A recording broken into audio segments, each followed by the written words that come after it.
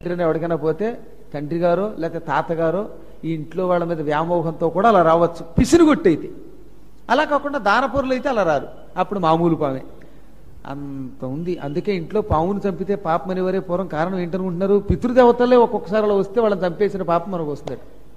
అందుకే తొందరపడి ఇంట్లోకి పాము వస్తే కనపడిపోదాన్ని బాధేయకూడదు. ఈ రోజుల్లో తెలియక కొంతమంది ఇంట్లోకి వచ్చిన పాములు చంపుతున్నారు. అవి అంత తేలిగ్గా మన జోలికి రావు. మనం వాటికి అపకారం చేస్తే తప్ప మనల్ని చంపవు. వాడి జోలికి వెళ్ళడం కూడా నాగదోషం వస్తుంది. అప్పుడు నాగప్రతిష్ఠ వల్ల ఆ దోషం పోతుంది. ఏమైనప్పటికీ దేవాలయం నిర్మాణం ఉత్తమం అతస్తత్కారయే ధీమాన్ దేవాలయాది నిర్మాణాధికం నిర్ధారికం. ఏమైనా సరే దేవాలయం చేసి తీరాలి. దేవాలయ కృతే పుణ్యం ప్రతిమాకరణేధికం. దేవాలయ నిర్మాణం చేసిన వాడికి ఎంత పుణ్యం వస్తుందో అందులో విగ్రహ ప్రతిష్టను చూసిన వాడికి కూడా అది వస్తుంది, అందులో పాల్గొంటే. అర్థమైందా? 100 మందో 108 మందో ప్రతిష్టలో పాల్గొంటే రహస్యం.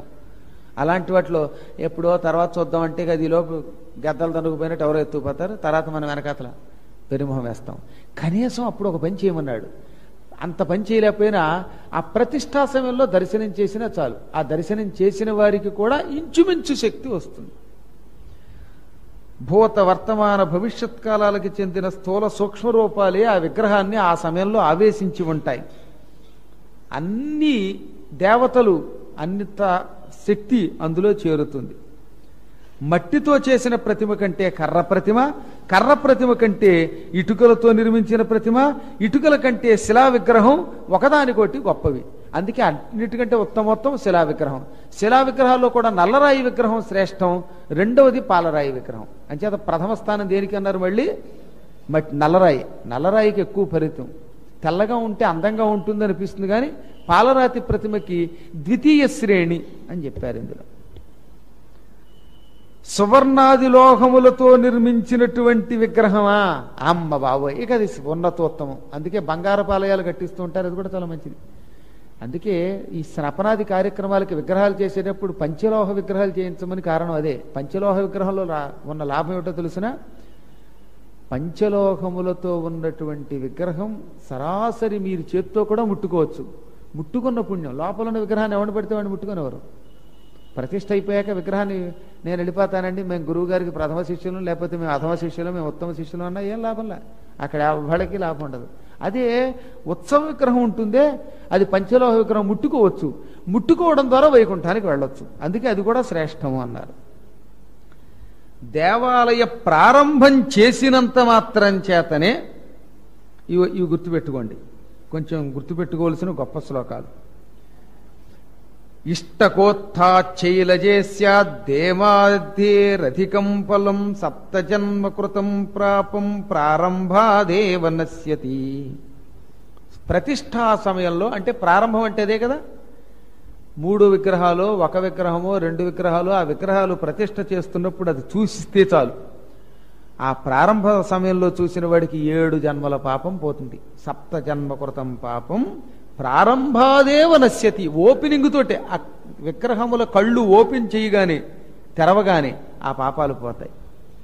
వాడు నరకానికి వెళ్ళడు, స్వర్గలోకం పొందుతాడు. తన వంశంలో 100 తరాల వారిని కూడా వైకుంఠానికి పంపగలుగుతాడు. ఎంత భక్తి ఆ సమయంలో ఎక్కువ ఉంటే, ఎంత ఎక్కువగా నామోచ్చారణ చేస్తాడో అంత బాగా తన వంశములు వాళ్ళని తరింపజేసి పైకి తీసుకుపోతాడు. యమధర్మరాజు గారు ఏం చెప్పాడో ఒకసారి హయగ్రీవుడు నారదునికి చెప్పాట. నారదుడితో హయగ్రీవుడు అన్నాడు. హయగ్రీవుడు నారదుడితో స్వయంగా అన్నమాట, ఓ నారద, యమధర్మరాజు గారు తన కింకరులకి ఇలా చెప్పాడు, అది నీకు చెబుతున్నా విను. యమ ఉవాచ ప్రతిమా పూజాధికృతో నానేయ నరకన్నరాహ. దేవప్రతిమా నిర్మాణం చేసిన వాణ్ణి, దానికి పూజ చేసిన వాణ్ణి, ప్రతిష్ఠ చేసిన వాణ్ణి, దేవాలయం నిర్మించిన వాణ్ణి మీరెప్పుడు నరకానికి తీసుకురాకండి అన్నాడంతే.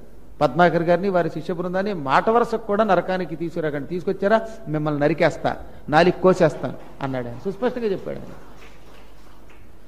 దేవాలయాదులను నిర్మింపని వారిని ఏమన్నాడు? దేవాలయాద్యకర్తారః అనేయాస్తే విశేషత. దేవాలయాదులు నిర్మించని వాళ్ళని తీసుకురండి. అక్కడ దానికి విఘ్నం కలగజేసేవాడిని, అది కట్టడానికి జాప్యం చేస్తూ డబ్బులని ప్రాణం తీసేస్తూ లేనిపోని ప్రచారం చేసేటటువంటి మేస్త్రీల్ని అక్కడికి తీసుకురండి, ముందు నా లోకానికి వీళ్ళు రావాలి. విచరద్ధం అంటే తీసుకొచ్చి తోసేయండి నరకంలోకి అన్నాడు. అంతే. యథాన్యాయం నియోగో మమ పాల్యతాం, అలాంటి వాడి వంత పాడేవాడిని కూడా నా ఆలయానికి తీసుకురండి, అంటే నరకాలయానికి తీసుకురండి. అంచేత మీరు ఎప్పుడు అటువంటి వాళ్ళకి వంత పాడకండి. ప్రపంచంలో ఏ ప్రాణి కూడా మీ ఆజ్ఞని ధిక్కరించలేదు. ఎందుకంటే నేనున్నాను మీ వెనకాతల, నేను ధర్మదేవతని ఆయన చెప్పాడనమాట. నా ఆజ్ఞాభంగం కరిష్యంతి భవతాం జంతవః క్వచిత్. ఈ నరకానికి తీసుకురమ్మని నేను మిమ్మల్ని ఆజ్ఞాపించాను కదా యమకంకరులారా, మీ ఆజ్ఞని ధిక్కరించగలిగేవాడు ఎవడూ లేడు. మిమ్మల్ని ధిక్కరించి ఇక్కడికి రాకుండా ఉండగలిగే శక్తి ఆలయ ప్రతిష్ఠ చేసిన వాళ్ళకి, ఆ భక్తులకి, కొంతమంది నామస్మరణ చేసే వాళ్ళకి. ఎందుకంటే వాళ్ళందరికీ అధిష్టాన దేవత జగత్పిత అనంతుడు ఆ భగవంతుడు. ఆయన్ని శరణుతొచ్చిన వారిని విడిచిపెట్టండి, మిగతా వాళ్ళందరికీ నా లోకమే నివాసం. నా లోకంలోకి పొరపాటును కూడా అక్కడికి వెళ్ళి వాళ్ళు రావద్దన్నాడు. అర్థమైంది? ఆ 4 రోజులు వచ్చి దర్శనం చేసుకుంటే యమధర్మరాజు గారు తన లోకంలోకి రానివ్వడు మనల్ని. ఒకవేళ పొరపాటున యమకింకర్లు తీసుకెడితే వాళ్ళ నాలికి కోసేస్తానన్నట్ట. 4 రోజుల పాటు అక్కడ ప్రతిష్ఠ జరుగుతుంటే చూశారు వీళ్ళు, అటెండెన్స్ చేయించుకున్నారు, అక్కడ గోత్రనామాలు చెప్పించుకున్నారు. వాళ్ళని ఇక్కడికి తీసుకొస్తారా అని యమకింకరుల్ని తరిగేస్తాట. అంత ఆర్డర్ ఇచ్చాడు ఆయన. భగవంతుడిపై హృదయం లగ్నం చేసి ఆ భగవంతుడిని శరణుతొచ్చిన భక్తులయ్యేవాళ్ళు అక్కడికి వచ్చి దర్శనం చేసుకున్నారు గనక అటువంటి వాళ్ళ జోలికి మీరు వెళ్ళకండి. నిలిచినప్పుడు కానీ, నిద్రించినప్పుడు కానీ, నడుస్తున్నప్పుడు కానీ ఆ భగవన్నామం చేసే భక్తులకు ఏ స్థాయి వస్తుందో, ప్రతిమా దర్శనం, నూతన ప్రతిమా దర్శనం ప్రతిష్ఠా సమయంలో చూసిన వాడికి అంత ఫలితం వస్తుంది. వరసగా 7 రోజుల పాటు దర్శనం చేసుకున్న వాళ్ళకి ప్రతిష్ఠా దర్శన ఫలితమే వస్తుందంటున్నాడు. అంటే ఉదాహరణకి 4వ తారీఖు నాడు కళ్ళు విప్పుతాం, ఆ రోజు నుంచి మొదలుకొని ఒక వారం రోజుల పాటు అమ్మవారి దర్శనాలు చేసుకున్న వాళ్ళకి కూడా ప్రతిష్ఠా సమయంలో పాల్గొన్న పుణ్యమే వస్తుందట. అందుకే తీర్థంలాగా ఆ సమయంలో రోజు వచ్చి దర్శనం చేసుకోమన్నారు. ఈ రోజు వచ్చేసి అయిపోయింది, మన పని అయిపోయిందని వెళ్ళిపోకుండా. ఆ తర్వాత మన యోగం, మన అదృష్టం. అంతవరకు ఉంటారా చూడండి. ఇన్ని రోజులు పురాణం వినేవాడు ఈ రోజు ఇది వెళ్ళలేకపోతాడు, దురదృష్టవంతుడు అంటారు వాడిని. ఎందుకని ఇవి చాలా విశేషాలు, ఇవి మహాయోగులకు తప్ప లభించవట. ఆ రోజే బయట ఉండడం, ఆ రోజే దిక్కుమాలిన పని రావడం వస్తుందన్నమాట. ఇది యోగం. అన్ని రోజులు మానేసి ఈ రోజే వస్తారు రాంబాబు, యోగ జాతకులు వాళ్ళు. అన్ని రోజులు మాని ఈ రోజే వస్తాడే వాడు ఎక్కడో ఉంటుందిట మహాసుడి. ఆ సుడి ఏమిటో మనం చూడలేం. కానీ వాళ్ళు చూడండి సరిగ్గా సమయానికి వస్తారన్నమాట ఇక్కడ యోగానికి. మహాయోగము అంటారు. ఈ వినడమే ఒక యోగం. వినడం ద్వారా ఆనాడు చేయవలసింది ఏమిటో మనకు అర్థమవుతోంది. ఇంకా వాళ్ళని మహర్జాతకులు అంటారన్నమాట. ఇలాంటి వాళ్ళు ఉన్నారే, ఈ ఆలయం కట్టించినవాడు, చూసినవాడు, 7 రోజుల పాటు దర్శనం చేసినవాడు, ఈ విశేషం విన్నవాడు ఇప్పుడు కూర్చుని, వీళ్ళంతా కూడా 100 జన్మలు ముందున్న మన పితృదేవతల్ని తరింపజేస్తారట. ఇప్పుడు ఉదాహరణకి మన తాతగారు ఎవరో లేరు, బతికి లేరు, లేదా తాతగారు బతికుంటే ముత్తాతగారు లేరు. ఆ చచ్చిపోయిన వాళ్ళ దగ్గర నుంచి వెనక్కి వెళ్ళండి 100 తరాలు వాళ్ళు. ఆ 100 తరాల వాళ్ళని కూడా వైకుంఠానికి పంపుతారట. ఇవాళ ఈ ఘట్టం విన్నవాళ్ళు, ఈ కార్యక్రమాలు చేసినవాళ్ళు. మా 100 తరాల వాళ్ళంతా కూడా మరి జన్మలు ఎత్తేసారు కదండి. జన్మలు ఎత్తిన వాళ్ళని కూడా ఈడ్చికెచ్చి వైకుంఠానికి పట్టుకుపోతాడు.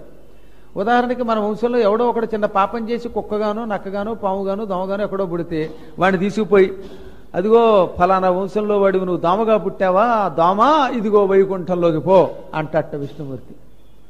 అంత యోగం పట్టిస్తున్నాం మనం వాళ్ళకి.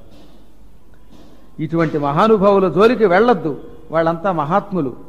ప్రతిష్టాపన, ప్రతిమా నిర్మాణం, ప్రతిమా స్థాపనం ఇవన్నీ విష్ణు స్వరూపములే. వాళ్ళ జోలికి వెళ్ళొద్దని యమధర్మరాజు గారు తన భటులకు ఆనతిచ్చాడు అని హయగ్రీవుడు ఒకప్పుడు నారదునికి చెప్పాడు. ఆ సమయంలో అక్కడికి బ్రహ్మ కూడా వచ్చాడు. ఆ హయగ్రీవుడు బ్రహ్మకు కూడా మళ్ళీ అనేక విశేషాలు తెలియజెప్పాడు. అవి చెబుతున్నా విను. బ్రహ్మ ఇప్పుడు నేను ఇది చెబుతున్నది ఎవరు? హయగ్రీవుడు అంటే విష్ణువు. ఆయన ఎవరికి చెబుతున్నాడు? బ్రహ్మగారికి. పక్కన నారదుడు కూడా ఉన్నాడు, చెబుతున్నాడు. నేను దేవతా ప్రతిష్టలో ఏ ఏ దేవతలు, ఏ ఏ తంత్రం ఉంటాయో చెబుతున్నా విను. అర్థమైనా అర్థం అవ్వకపోయినా విందాం మనం కూడా. కొంత అర్థమవుతుంది, కొంతమందికి అర్థం అవ్వకపోవచ్చు. పంచరాత్రము, సప్తరాత్రము అని 2 రకములు ఉన్నాయి.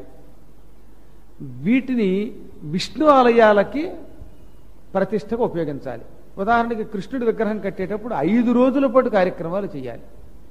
అదే శివాలయం కానీ అమ్మవారి ఆలయాలు కానీ కడితే 3 రాత్రులు దీక్ష చేసి 4వ రోజు ప్రతిష్ఠ చేయాలి. అర్థమైంది? ఇప్పుడు 1, 2, 3 తారీఖులు 3 రోజులు పెట్టి 4వ రోజు ప్రతిష్ఠ అనడంలో శివ శక్తి ఆలయాలకు 3 దినములు, అదే విష్ణు ఆలయములకైతే పంచరాత్రములు, దాన్నే పాంచరాత్రగం. 7 రోజులు పెడితే అది వైఖానసాగం, సప్తరాత్రాగం. తెలుసో తెలియకో అలా చేస్తారు కొంతమంది. మా ఇష్టం, మేము ఇలాగే చేస్తామన్న వాడికి ఇంకేం చేయలేడు అనుకోండి. శాస్త్రం ఇది ఇలా చెప్పింది. ఇందులో విష్ణు ఆలయమునకు నారాయణీయం, ఆత్రేయతంత్రం, నారసింహతంత్రం, వశిష్ఠతంత్రం, సత్యతంత్రం, సౌనకతంత్రం, విశ్వతంత్రం, ఇలా 28 తంత్రాలు చెప్పారు. ఇందులో అన్నిటిలో కూడా దేవతా విగ్రహం నగరమునకు అభిముఖంగా ఉండాలి. నగరం ఎట్టుందో దానికి ఎదురుగుండా ఉండాలి నగర రక్షణానికి.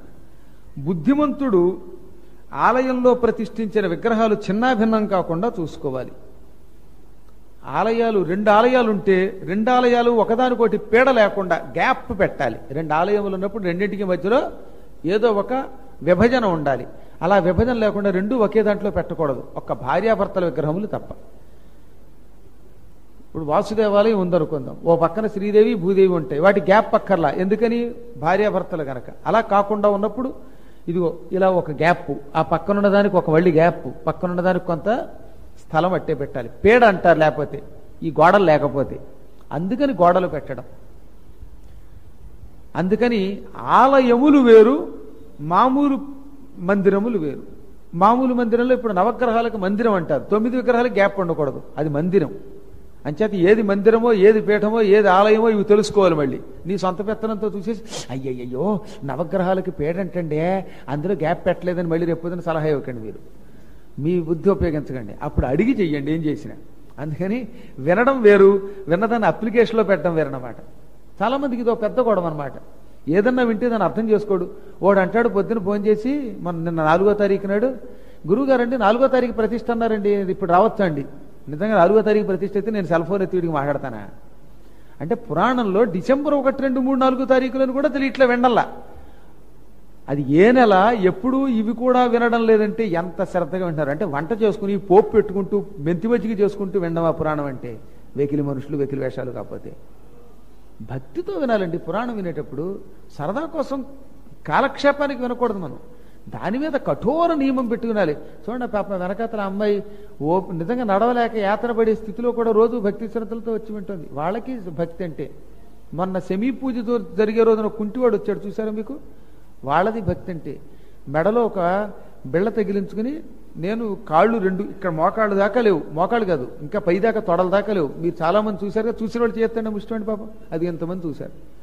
దాదాపు ఏమీ లేవు పాపం కాళ్ళు.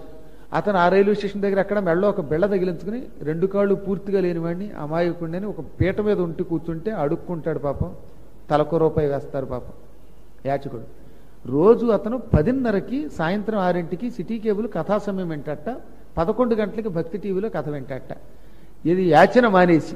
యాచన లేకపోతే పొట్ట గడవదు అతనికి. ఒక పెళ్ళం మళ్ళీ బిడ్డ పాపం. అలా సంపాదించిన డబ్బులు 1116 పట్టుకొచ్చి ఒక రోజున గురుదేవా అని అరిచాడు ఒక అరుపు పైకి. నేను కంగారు పడి వచ్చే కింద చూస్తే అతను, ఈ 1116 పీఠానికి ఉపయోగించండి. అసలు హృదయం ఏమైపోతుంది ఒకసారి. అన్నం తినడానికి రోజు అడుక్కుంటే కానీ రేపేమీ లేదా పాపం, 1 రూపాయి దక్కులేదా? వాడు పాపం వికలాంగుడు యాచన చేసి పట్టుకొచ్చి ఆ డబ్బు ఇచ్చాడు అంటే వాళ్ళలో ఉంది అమ్మవారి భక్తుడంటే. ఆ తర్వాత నేను అన్నాను, నువ్వు నాకు ఇవ్వడం కదా ఇది ప్రతిష్టా సమయంలో నువ్వో నీ కొడుకు ఎవడో ఒకడు వచ్చి నాకు గుర్చేయండి, కింద ఎవరు నిన్ను రానివ్వకపోయినా నేను వస్తాను, అమ్మవారు నీ పిలిపి ఉంటుంది, ఆ సమయంలో ఎదురుగుండా నీ పెళ్ళాన్నో నీ కొడుకులో కూర్చోబెడతాను. మళ్ళీ సెమీ పూజ రోజు వచ్చాడు ప్రదక్షిణ కోసమని. అతను ప్రదక్షిణ చేయలేకపోతే పిల్లలు తీసుకొచ్చి ప్రదక్షిణ చేశారు వర్షంలో భోరున. ఏ శుక్రవారైనా కిందకు వచ్చి ఒక కరుపేరుచి ఒక నమస్కారం చేసి వెళ్ళిపోతాడా పాపం, అక్కడి నుంచే దండం పెట్టి. ఇలాంటి మహానుభావులు ఉన్నారండి ఈ దేశంలో. ఏదో కర్మయోగం వల్ల కొంచెం అవయవలోపం వచ్చింది, ఈ జన్మతోటి ఇక వాళ్ళకి విముక్తి ఖచ్చితంగా చెబుతున్నారు. ఇలాంటి భక్తులు ఉంటారే శ్రద్ధాశక్తులతో అవయవములు లేకపోయినా కష్టపడి భక్తితో వినడానికి వచ్చేవాళ్ళు, దానం చేయడానికి సిద్ధపడేటటువంటి వాళ్ళు భగవత్ స్వరూపులు. వాళ్ళకి మనం నమస్కారం కూడా చేసినా తప్పులేదు. మీలాంటి సామాజిక భక్తులు గురువులు ఆశీర్వదించాలే తప్ప, గుర్తుపెట్టుకోండి.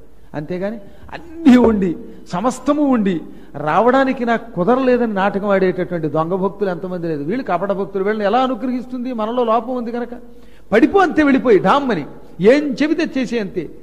ఆ ఆర్తికి లొంగిపోతాడు భగవంతుడు. వాళ్ళకి మనందరం కూడా నమస్కారం చేయాలి. వారందరికీ మనము అంటే నేను చెప్పేది భక్తులు అన్నమాట. గురువులు దండం పెడితే మరి ఆయుక్షణం కదా వాళ్ళకి, అంచేత నమస్కారం చేయకుండా మంగళాశాసనం అదే చేయాలన్నమాట. మరొక్కసారి వాసుదేవ పరంధామ. ఇవి ఘట్టాలు తలుచుకున్నప్పుడు సున్నితమైన నా మనస్సు ఎక్కడికి వెళ్ళిపోతుందో తెలియదు. మళ్ళీ పురాణంలో చెప్పడాలంటే చాలా కష్టం అనమాట. అనేక సౌఖ్యములుండి, శరీరం అన్నీ ఉండి, అవయవాలుండి భగవంతుని కోసం మనం ఎంత సమయం వెచ్చిస్తున్నాం, ఎంత వ్యర్థం చేసుకుంటున్నాం ఒకసారి ఆలోచించండి. మన సంపదలు మనతో రావు, మనం చేసుకున్న పుణ్యం తప్ప. కర్మానుగో గచ్చతి జీవయేక. దెప్పుతున్నాను అనుకోవద్దు అందరూ కూడా.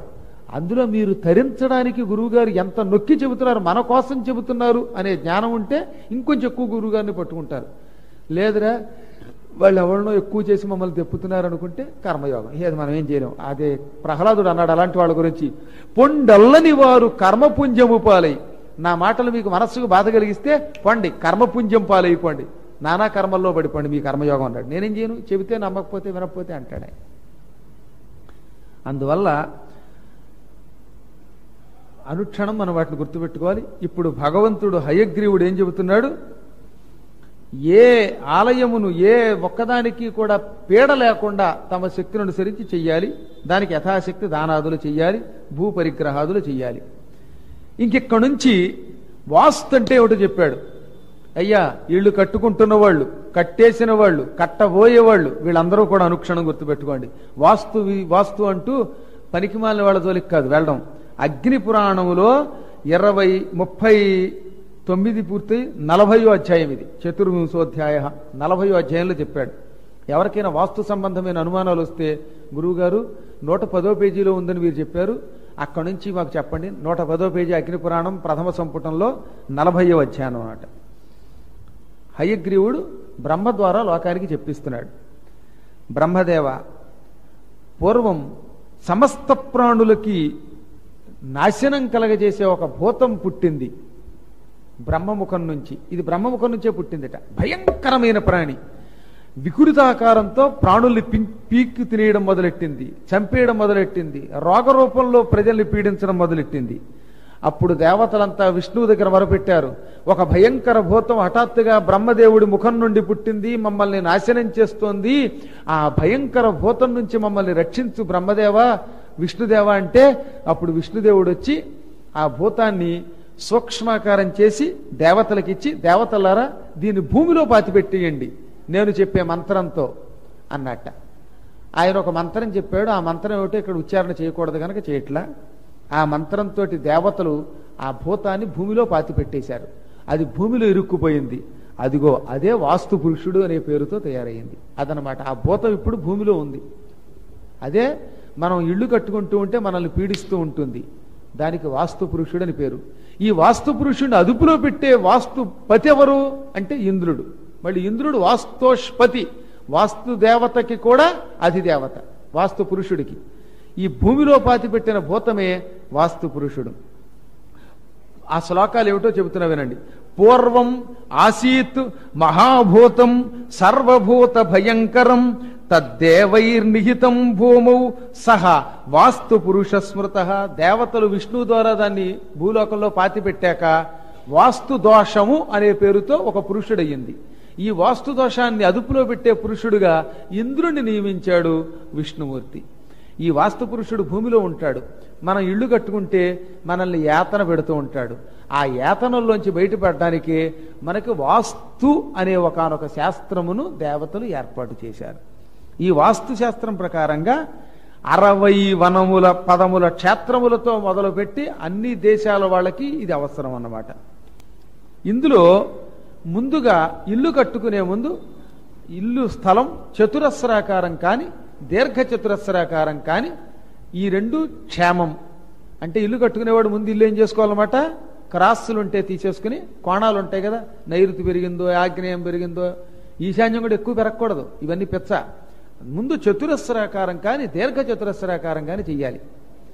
మాకు కూడా సలహాలు చెప్పేవాళ్ళు ఉంటారులేండి, అందుకని చెబుతున్నాను. సలహా నాకు కాదు చెప్పడం, విష్ణుమూర్తికి కూడా చెప్పండి వెళ్ళి, ఆయన చెప్పిన సలహా విని. పిచ్చాడు పిచ్చవేషాలు అంచేత అందులో ఆయన చెప్పింది ఏంటంటే ఇదనమాట, ఈ చతురస్రాకార దీర్ఘ చతురస్రాకారములుగా ఎంతున్న స్థలాన్ని విడదీసుకో. 1,00,000 మంది జనాభా దాటిపోతే అటువంటప్పుడు కొంచెం కొంచెం దోషాలున్నా అవి లెక్క కాదట. వాస్తు పెద్ద ఎక్కువ పట్టించుకోకర్లా, మరీ ఎక్కువ చేదస్తం పెట్టుకోద్దన్నాడు వాస్తుకి. 1,00,000 జనాభా దాటితే. ఏలూరు జనాభా ఎంత? 6 5 6 లక్షలు. 6 లక్షల జనాభా దాటింది కాబట్టి ఎక్కువ వాస్తు చేదస్తం అక్కర్లా, ఏదో సామాన్యమైన ఉంటే చాలన్నమాట. ఆ బలంగా ఆ గోడ పగలగొట్టి ఈ గోడ పగలగొట్టి ఆ డబ్బులు ఇచ్చేస్తే పీఠానికి వాడదాం, అప్పుడు మీకు పుణ్యాలు వస్తాయి, పాపాలు పోతాయి. ఎందుకు దానికి తగలేయటం మళ్ళీ? అయ్యా రాంబాబు గారు మీ ఇంటికి ఎవరిని వచ్చి అస్తమాటి పడగొట్టనంటే, అబ్బాయి వద్దండి, 1000 ఇటుగా ఇస్తానండి గురువు గారికి పీఠానికి, 10,000 ఇటుగా ఇస్తానని చెప్పు. నువ్వు వెనకాతలు చెప్పమ్మా అంచేత, అంతేగాని ఇంకో మాట వద్దనమాట. ఎందుకు ఆ గోడ పగలగొట్టే డబ్బులు తగలేయద్దు, అలా చేయమన్నాడు. ఇంకా ఈ వాస్తుకి ఏమేం పూజ చెయ్యాలి? ముందుగా 64 అడుగులు ఉన్నటువంటి స్థలంలో అర్ధకోణాకారం చెయ్యమన్నాడు. స్థలం చిన్నదయ్యే కొద్దీ చిన్నది చేసుకోవాలి. అక్కడ కోణం పెట్టుకుని ఆ కోణంలో ఈశ్వరుణ్ణి ఘృత అక్షతలతో, అంటే పెరుగు నెయ్యి అక్షంతలో కలిపి తృప్తిపరచాలి. అది వాస్తు పూజ. ఆ వాస్తు పూజ చేసేటప్పుడు సాధారణంగా మన పురోహితులే ఎక్కడ వాస్తు పూజ చేయాలో ఒకటి గొయ్యి తవ్విస్తారు, లెక్కేసి ఆ గోతిలో పూజ చేయమంటారు. ఆ పూజలో తాపీవాడి తాపీని కూడా పెట్టించి పూజ చేస్తారు. అందులో నెయ్యి కలిపిన అక్షతలు ఇయ్యాలి. అందుకని చెబుతున్నాను, సాధారణంగా పురోహితులు మామూలు అక్షతలు ఇస్తున్నారు, అక్కడ మాత్రం ఘృతాక్షతై తర్పయేత్తం, పెరుగు కలిపిన అక్షతలు ఇయ్యండి అన్నారు. తర్వాత వాస్తు పురుషులకి ఇష్టమైనటువంటి దేవతలందరినీ కూడా ఈ భూతాన్ని సంతృప్తి పెట్టడానికి ఇంద్రుణ్ణి, అగ్నిహోత్రుణ్ణి, జయంతుణ్ణి, వర్షాధిదేవతని పూజించాలి. ఎంచేతంటే సరిగ్గా ఈ స్లాబ్ వేసే సమయానికి వర్షం వస్తుంది కొంతమందికి, చూడండి కర్మయోగం. అంటే అక్కడ పర్జన్య దేవతని పూజించట్లా. స్లాబ్ అయిపోయిన 4 గంటలు 2 గంటలు అయిపోయాక వర్షం వస్తే మంచిది, కానీ ఈ లోపు సరిగ్గా స్లాబ్ సేవిలో వస్తుందంటే అక్కడ వాస్తు పూజ జరగాలే, సరిగ్గా చేయించేవాడు చేయించలా.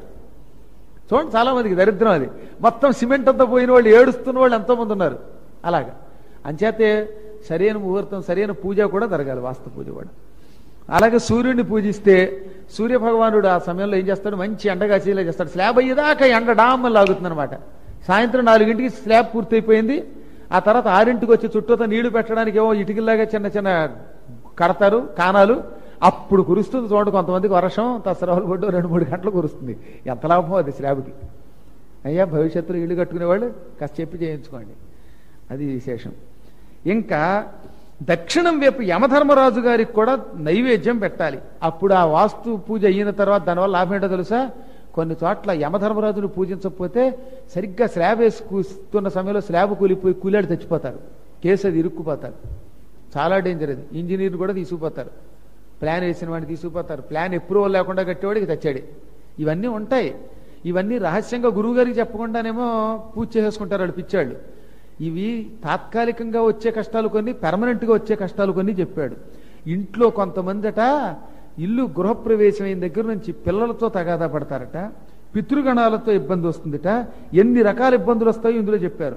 అవన్నిటికీ తగిన విరుగుడు అనమాట. అందుకని కొంతమంది గురువుగారు మిమ్మల్ని సంప్రదించకుండా మేము చెయ్యం అంటారు. కారణం అది, గురువు అనేవాడు ఊరికి అలా ఉన్నాడండి, వాడు వంకండి, మేము చేసుకునేది మేము చేస్తామండి అని కొంతమంది అంటారు. తర్వాత అక్కడి నుంచి అనమాట కొడుకు ఏడిపించాడు, కోడలు ఏడిపించింది, కూతురు అలా అయ్యింది, అల్లుడు ఇలా అయ్యాడు అంటారే. ఇవన్నీ ఇందులో చెప్పారు. అవి చేయటం మంచిది, చేస్తే లాభం. తర్వాత దైవానుగ్రహం తెలిసి కూడా. ఇందులో ఎవరెవరిని పూజించాలి? సుగ్రీవుడు, ద్వారపాలకుడు, తర్వాత పుష్పదంతుడు, వరుణుడు, అసురుడు, ఆదిశేషుడు, ఇంతమంది ఉంటారట పూజలు పొందవలసిన వాళ్ళు. ఒకవైపు గంధం, ఒకవైపేమో ఓషధి, మరోవైపు దంతకాష్టం అంటే పన్ను తోముకునే పుల్ల, పందుం పుల్ల అంటారే, అది పళ్ళు తోముకోవడానికి ఉన్న పుల్ల కూడా పెట్టిస్తారు అక్కడ. చూడండి పూజల్లో మీరు కొన్ని చోట్ల. అలాగే సుగ్రీవుడు అనేవాడు ఉన్నాడు, వాడికి యవలతో సంతోషం పెట్టాలి. పుష్పదంతుణ్ణి కుశతృణాలతో, వరుణుణ్ణి పద్మాలతో, అసురుణ్ణి మద్యంతో, కొన్ని చోట్ల మద్యం కూడా పెట్టిస్తారు, అందుకే కారణం అదనమాట. ఇవన్నీ పెట్టించి సంతోషం పెట్టించాలి. తర్వాత అర్ధపదం పైన ఆఖరణ అన్నం వార్చి గంజి పోస్తారు కొన్ని చోట్ల కొంట్లో. అక్కడ రోగదేవతలకి గంజి పెట్టాలట. అప్పుడు ఆ ఇంట్లో ప్రవేశించాక రోగాలు రావు. కొంతమంది గృహప్రవేశం అయ్యాక రోగాలు వస్తూ ఉంటాయి. కొంతమంది గృహప్రవేశం అయ్యాక ఇంట్లో ఉండవన్నా ఉండలేరు. చూడండి, గృహప్రవేశం అప్పటి నుంచి తిరుగుడే తిరుగుడు. ఆ ఇంట్లో నెలకు 6 రోజులు ఉంటే గొప్ప. అంటే అక్కడ నాగపుష్పాలతోటి నాగదేవతని పూజించలేదట. ఆ ఇంట్లో ఉన్నవాడిని ఇంకా ఇంట్లో ఉండనివారన్నమాట. రోజు తిరుగుడే వీడికి. లేదా ఇల్లు అమ్మేసుకుపోతారు కొంతకాలానికి. ఇలా ఉంటాయి. కొందరు స్థలం కొన్నాక ఆ స్థలంలో ఎప్పటికీ ఇల్లు కట్టలేడు. అలాగే ఉంటుంది. వాడు అమ్మలేడు, కొనలేడు. అలా అయిపోతుంది. దానికి రేటు పెరగదు. అలా అవుతుంది కొందరికి. కొన్నాక అమ్మేస్తారు కొంతమంది. వివస్వాన్ పూజ లేదు అన్నారు అక్కడ. ఇలా చెప్పారు. ఆయా పూజలు తెలుసుకుని చెయ్యవలసి ఉంది. అది చేస్తే లాభం. వాస్తు హోమ బలి ప్రదానములు లేకుండా భవనాదులు నిర్మాణం చెయ్యరాదు.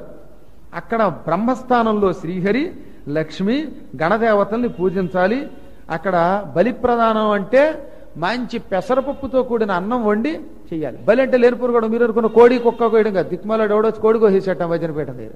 వీడమ్మ గడుపు మాట. వీడికి ఎవడు చెప్పాడు బలి అంటే అన్నము అని అర్థం అనమాట. తర్వాత భూమిని, వాస్తు పురుషుణ్ణి, వర్ధని అంటే మూకుడు పెట్టిస్తారు అక్కడ. ఆ మూకుడు కలశం అంటారు. అది కూడా పూజించాలి. కలశ మధ్యంలో బ్రహ్మదిక్పాలకుల్ని పూజించాలి. ఇవి పూజ చేస్తే మన ఆడబడుచు గాని అన్నగారులు గాని ఉంటే వాళ్ళు సంతోషిస్తారు. అవి సరిగ్గా జరగకపోతే సరిగ్గా గృహప్రవేశం రోజున అన్నగారితో కానీ ఆడబడుచుతో కానీ లేకపోతే వదిలి గారితో కానీ ఎవరితో కలహం వస్తుంది. చూడండి కొంతమందికి. ఆ కలహం వచ్చిందంటే కలశ మధ్యంలో బ్రహ్మ దిక్పాలకుల్ని, ఈ వాస్తు పురుషుణ్ణి, మూకుణ్ణి పెట్టలేదని అర్థం. మీలో ఎవరికైనా అనుభవం ఉంటే చూడండి. ఎప్పుడైనా ఇంట్లో ఒక అన్నగారు ఇల్లు కట్టుకున్నాడు. ఆడబడుచు వచ్చి ఏదో అలిగి వెళ్ళిపోతుంది. ఇంట్లో అన్నం కూడా తిందో, లేదా ఇంట్లో ఉండదు పొరపాటున గృహప్రవేశంలో. ఎక్కడో ఏమో మనకు కూడా అప్పుడప్పుడు ఇళ్లలో కొంతమంది అలా అనుభవాలు ఉంటూ ఉంటాయి. అలాంటి ఉన్నవి ఎక్కడైనా ఒకసారి గుర్తు తెచ్చుకోండి అనమాట. ఓహో, ఇక్కడ ఈ మూకుడు పెట్టి పూజ చేయలా, అందుకే మా ఆడబడుచు గారు ఇక్కడికి రాకుండా లాడ్జీలో ఉండి అన్నం తిని పోయింది. ఓహో, ఈ పూజ సరిగ్గా జరగలా, లేక మా అన్నగారు వచ్చారు కానీ మా ఇంట్లో అన్నం తినలేదు, లేదా మా ఇంట్లో ఉండకుండా పోయాడు, అలిగిపోయాడు, ఎక్కడో ఉండొచ్చాడు, ఏదో ముష్టాడు బయటవాడు పలకరించినట్టు పలకరించిపోతాడట. ఇవన్నీ జరుగుతున్నాయంటే ఎంత అద్భుత శాస్త్రం ఇది. అసలు నాకు ఇదన్నీ చదువుతుంటే మతిపోతూ ఉంటుందన్నమాట. ఇంత ఉందన్నమాట దీని వెనకాతల. ప్రతి ఒక్క పాయింట్ ఉంది, మనం పట్టించుకోం. కానీ ఒక్కొక్క ఇంట్లో అల్లుడలిగి గొడవ చేసిపోతాడు. అంటే ఆ ఇంట్లో స్వస్తి వాచనము కలశ పూజ జరగల. ఆ గృహప్రవేశం అయినప్పటి నుంచి అల్లుడితో గొడవ, కూతురుతో గొడవ. వాళ్ళు వచ్చిన మామగారి మీద అలుగుతారు, లేదా అత్తగారి మీద అలుగుతారు. అత్తగారు మీ గారు నాకు వద్దండి హీం అంటాడు వాడు. అది గొడవ. ఇంకా గృహస్వామి రంధ్రం కలిగిన జలపాత్ర హస్తంతో దక్షిణావర్త మండల ప్రదర్శనంగా జలధార తిప్పాలి ఇంట్లో. ఇది జరగకపోతే ఏమవుతుంది? కూతుళ్ళు కానీ, అల్లుళ్ళు కానీ, కొడుకులు కానీ, కోడళ్ళు కానీ అస్తమాటు నాకు ఈ డబ్బులు అయిపోతున్నాయి, నాకు ఇది చేయండి, ఇది అయిపోయింది అని గొడవ పెడతారట. ఏదో ఒకటి మొత్తం మీద. ఏ అల్లుడో కొడుకు అస్తమాటు నాకు కష్టంలో ఉన్నాను, లేకపోతే నాకు ఈ చాకరీ చెయ్యి, లేకపోతే మా ఇంట్లో మీరు ఉండండి, మేము బయట తిరిగి వస్తాం అని పిలుస్తున్నారంటే ఈ జలధార పూజ జరగలేదని అర్థం. ఇలాగా చెప్పారు. ఇంకా అసలు ఇల్లు కట్టే ముందే నిలువెత్తు గొయ్యి తవ్వాలి, ఆ మట్టి తీయించాలి. ఎందుకనంటే మనిషి లోతు కంటే కిందన్న ఎముకలు మన ఏం చెయ్యవు. గాని మనిషి లోతు కంటే పైన కనుక ఒకవేళ ఆ భూమి కింద ఎముకలుంటే అస్థి శల్యే భిద్యతే వై భిత్తిర్వై గృహిణోసురాం యన్నామ శబ్దం శృణుయా తత్ర శల్యం తదుద్భవం. కింద ఎముకలుంటే గృహానికి దోషం.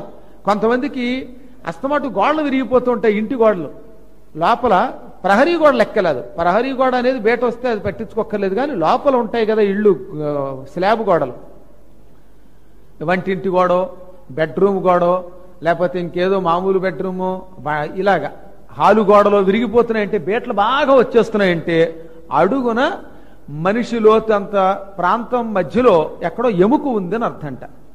గోడలు బీటు వచ్చిన వాళ్ళు చూసుకోండి ఒకసారి. కింద గొయ్యి అందుకే తవ్విస్తారు.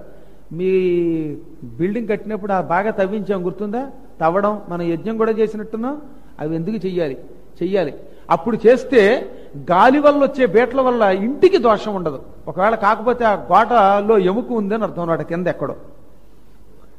ఇంకొక రహస్యం చెప్పాడు. అసలు ఏ జంతువు ఎముకుంది, మనిషి ఎముకుందా అంటే ఆ గృహప్రవేశం అయ్యే ముందు లోపల ఇంట్లో వాళ్ళు ఎవరో అమ్మా కుక్క కావాలి అన్న కుక్క అని ఉచ్చరించిన అక్కడ కుక్క ఎముకుందని అర్థం. పిల్లి అంటే పిల్లి ఎముకుందనమాట. సరిగ్గా ఇంట్లో అడుగు పెట్టాక పిల్లల నోటముటో మన నోటముటో ఏ జంతువు పేరు వస్తే ఆ ఎముకుంది అక్కడ. తెలుసో తెలియక ఒక్కొక్కడు పాము అంటట్టు గబుక్కు లోపలికి వచ్చాక, అంటే లోపల ఎక్కడో పాము అస్థిపంజరం మనకి ఆ బిల్డింగ్ అడుగును ఉందన్నమాట. మనం నిలువెత్తు తవ్వించపోవడంలో ఎక్కడో ఉండిపోయింది ఆ ఎముక. ఒక్కోసారి ఒక్కొక్కడు మనిషి అంటాడు, అంటే మనిషి ఎముకుంది అని అర్థం. దానివల్ల మనకు ఆ ఎముకల వల్ల లోపల ఉన్న వాళ్ళకి అశాంతులు ఉంటాయి, ప్రశాంతి ఉండదు. అప్పుడు దానికి ఏం చెయ్యాలి అంటే అన్నిటికీ మార్గం చెప్పారు.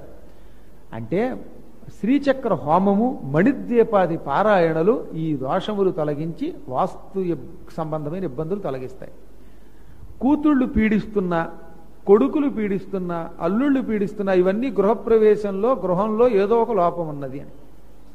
3 అంతుల దోషం అక్కడికి సిద్ధ పురుషులు అడుగు పెడితే పోతుంది. అందుకే గృహప్రవేశంలో గురువు గారిని పిలిచి పాదపూజ చేస్తారు, అదే కారణం. ఆ సమయంలోకి వేరే కూడా ఏమక్కర్లా, అయ్యా మీరు 2 కూర్చోండి అని ఆసనం మీద కూర్చోబెట్టి కాళ్ళు కడిగి ఆ నీళ్లు గురు దంపతుల్ని పూజ చేస్తే తద్వారా ఏమవుతుందనమాట,